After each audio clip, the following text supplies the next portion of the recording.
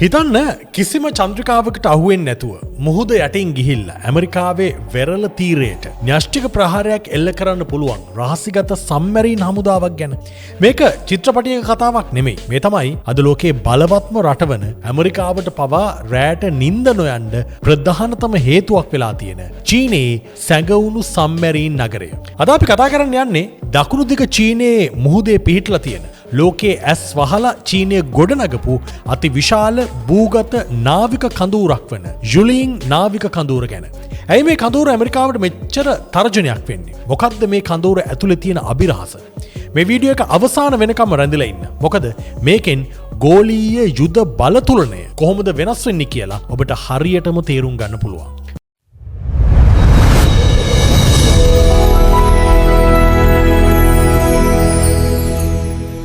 මේ කඳවුර පිහිටලා තියෙන්නේ චීනයේ දකුණු දෙසින් තියෙන හයිනාන් දූපතේ. බැලු බැල්මට මේක සාමාන්‍ය නාවික කඳවුරක් වගේ තමයි පේන්නේ. මෙහි ඇත්තම කතාව තියෙන්නේ කඳු පන්තියක් යට.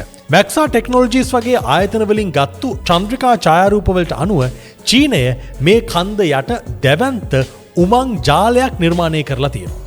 මේ උමං කොයිතරම් විශාලද කියලා කියනවා නම් න්‍යෂ්ටික බලයෙන් ක්‍රියාත්මක වන යෝධ සම්මැරීන 20ක් විතර එකවර මේ භූගත කඳවුර ඇතුලේ හංගලා තියන්න පුළුවන් කියලයි බටහිර ආරක්ෂක විශේෂඥයින් විශ්වාස කරන්නේ. සම්මැරීනයකට මේ කඳවුරෙන් කෙලින්ම මුහුදු පතුලටම ගමන් කරන්න පුළුවන් නිසා ඒවා පිට වෙනවා දකින්න කාටවත්ම හැකියාවක් නැහැ.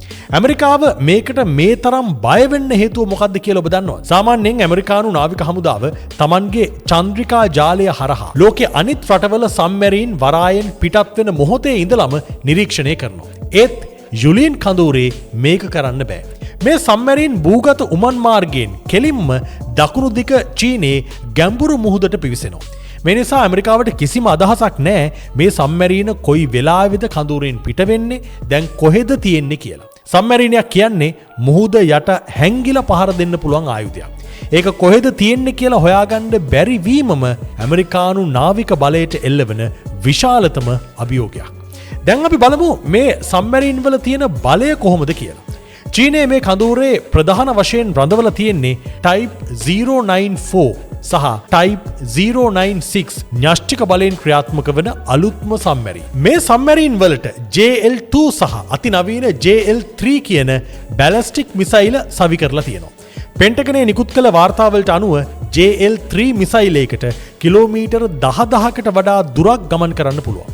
ඒ කියන්නේ මේ සම්මැරීනයක් දකුණු දිග චීන මුහුදේ ඉඳගෙන ඇමරිකාවේ ප්‍රධාන භූමියට න්‍යෂ්ටික ප්‍රහාරයක් එල්ල කිරීමේ හැකියාවක් තියෙන සම්මැරීන්. ඇමරිකාව යුලින් කඳවුර ගැන නිතරම ඇහැගහගෙන ඉන්නේ මේ මාරාන්තික තර්ජනය නිසා වෙන්නත් පුළුවන්. මේ හැමදේම එක්ක මේ කඳවුර වටා ලොකු අභිරහසක් නිර්මාණය වෙලා තියෙනවා.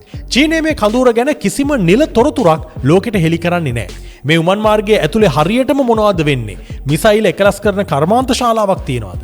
එහෙම නැත්නම් ඊට වඩා භයානක අලුත් ආයුධ තාක්ෂණයක් මේක ඇතුලේ තියෙනවද කියන එක අදටත් ලෝකයට අභිරහසක්. විවිධ ඔත්තු සේවා සහ ආරක්ෂක විශ්ලේෂකීන් විවිධ මතවාද ඉදිරිපත් කළත් කන්දක් ඇතුලේ නිර්මාණය කරපු මේ දැවැන්ත යුද නගරයේ නියම ස්වරූපය දන්නේ චීන රජය සහ ඔවුන්ගේ ඉහළම හමුදා නිලධාරීන් විතරයි. ඉතින් මේ යුලින් රහස් කඳවුර ලෝක යුද බලතුලනයට කොයි වගේ බලපෑමක් එල්ල කරයි කියලාද ඔබ හිතන්නේ? ඇමරිකාවට චීනයේ මේ තාක්ෂණය අභිබවා යන්න පුළුවන්කමක් තියෙයිද? ඔබට හිතන දේත් පහලින් කමෙන්ට් එකක් හැටියට ලියන්න.